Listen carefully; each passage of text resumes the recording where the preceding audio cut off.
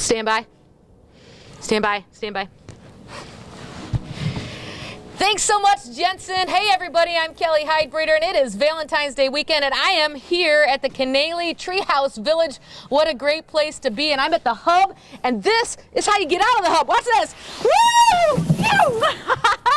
And I've got Scott Carpenter here. Scott, that is such a great way to get out of your treehouse. Now, I might not go down that way every time, but that's a lot of fun. There's a few ways to get out, isn't there? Oh, yeah, the hub is great. We've got the other one right behind us. The kids have been playing out in that nest all morning. Yeah, this is the stables. It has a horse theme.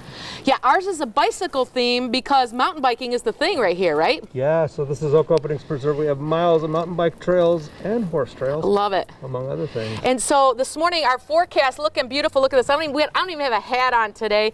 Our temperature right now, mid-20s as we get into the afternoon. That's about where we'll level off. Calm winds throughout the day today, so that wind chill really not a factor for us today. And tonight, nice and calm, another quiet night. We will even have some sunshine as we get into Valentine's Day.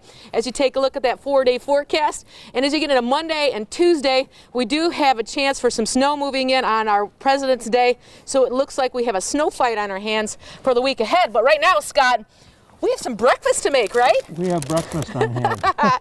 I can't wait to show that to you here at the village. We have all kinds of fun things we're going to be doing, showing you the mountain biking, doing a little snowshoeing, and making bacon and eggs in a paper sack over the fire. I have to see this, Scott. Me too. Kaylee, back to you.